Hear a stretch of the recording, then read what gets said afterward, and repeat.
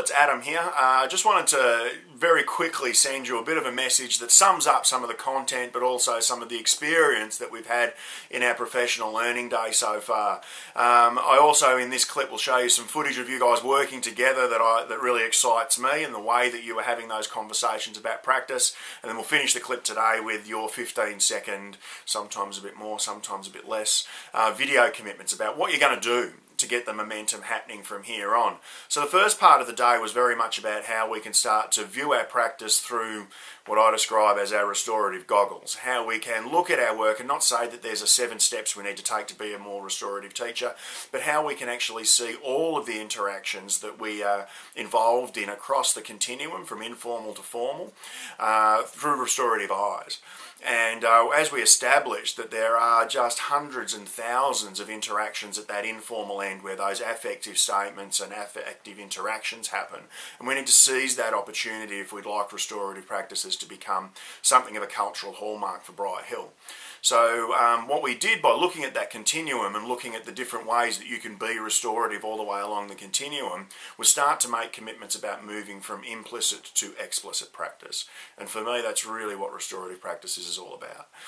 It's all about the idea that you've got some really good stuff that you've picked up throughout your careers, you've picked it up in your training, and you've picked it up from being able to observe and see other really fantastic colleagues in action. And my own belief is that really great teaching is roughly about 90% theft, and it's about being able to see other people's practice, to describe your own practice, to perhaps even present on it so that others can thieve it and start to use it, and then even better when they turn it into something really fantastic, that your school really gets somewhere and gets really clear, and as we suggested, gets on the same page about practice. So that was very much what the first session of the day was about.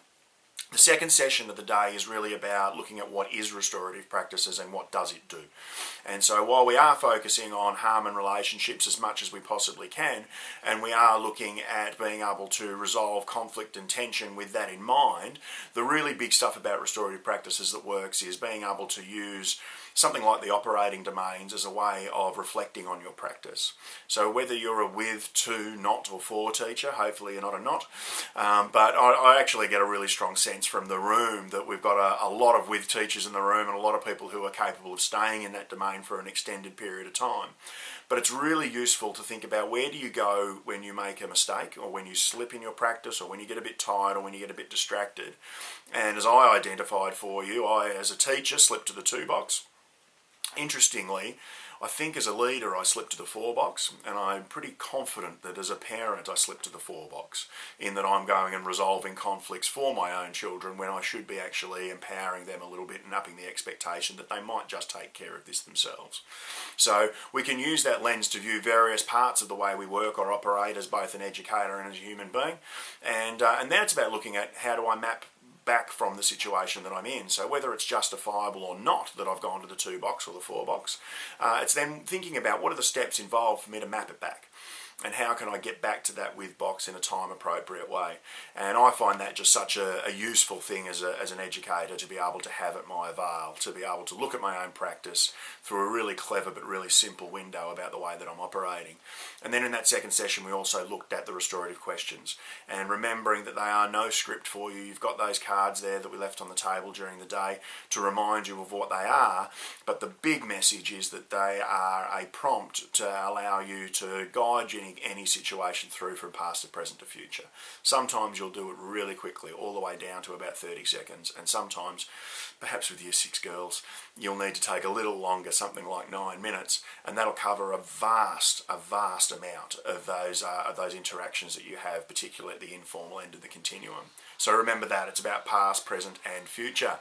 In the session in the afternoon we looked at really understanding student behaviour, and so what that was all about was looking at sort of some tips and some tricks and some opportunities that you have to look at your practice and to also look at your students through a couple of different lenses. So the first one was that idea of every behaviour having a meaning and a context, and that being our golden rule, that a meaning in that they've got a young person trying to get, avoid or achieve something, and the context reminding us that we have full control over that context and we can manipulate it, and we can change seating arrangements, we can change the way that the walls look in the room, we can deliver our instruction from a different part of the room, we can even take our instruction outside outside of the room we can alter the way that we appear just to get a different behaviour, and how in schools often we abandon really good strategy when it wasn't the strategy that was the problem, it was the context in which we're delivering that strategy is something that we've forgotten to pay attention to. And then we looked at how that impacts, and when you get this practice right, what the great opportunities are. And I shared with you my wonderful case study of Hayley and how what I thought was a small piece of practice in her life was able to set her on a slightly different trajectory that's taken her to some pretty wonderful achievements despite some risk, and remembering that that's what resilience is about. Resilience being that undertaught concept in our schools, and self-esteem being the overtaught one. But when we do make a difference in our young people's lives, we send them on a completely different trajectory as individuals.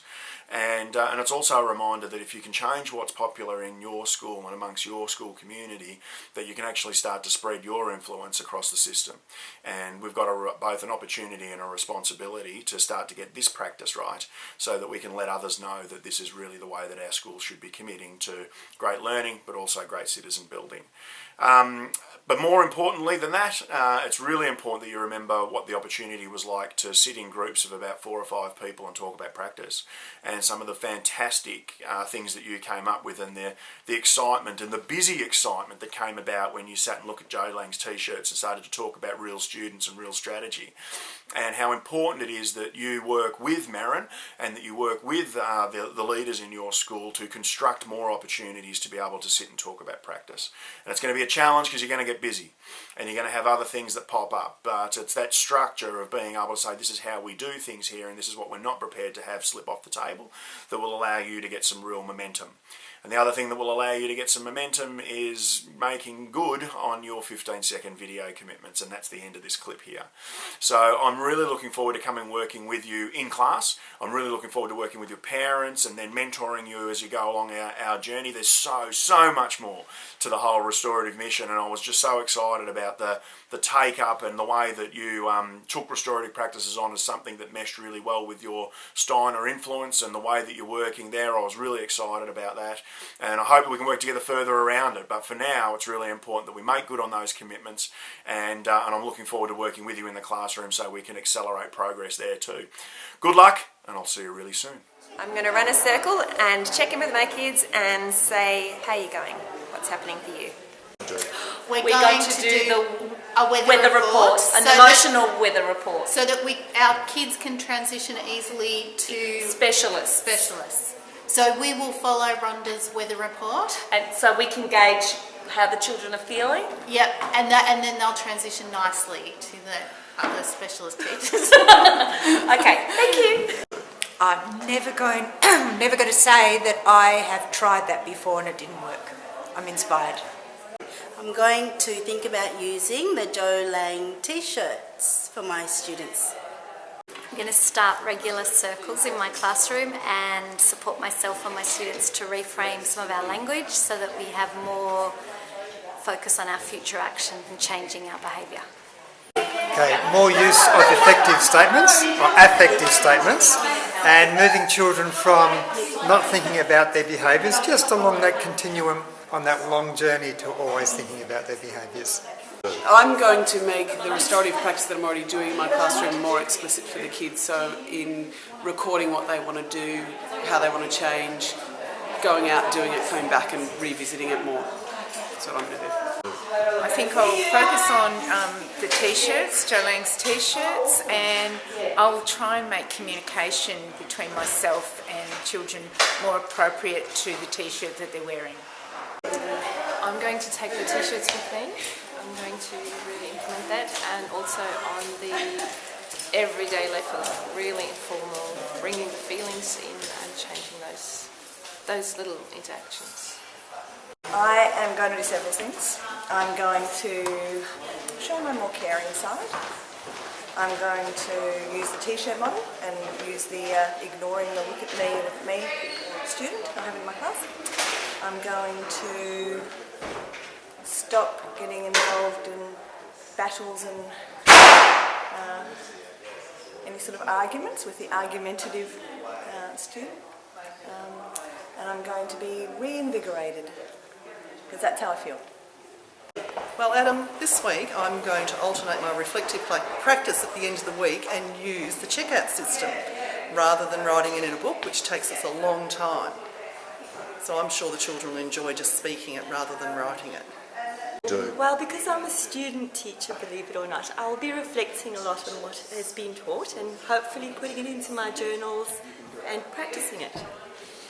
I'm going to make what I already do explicit and to work with the staff to create the culture of restorative practice here in Briar Hill.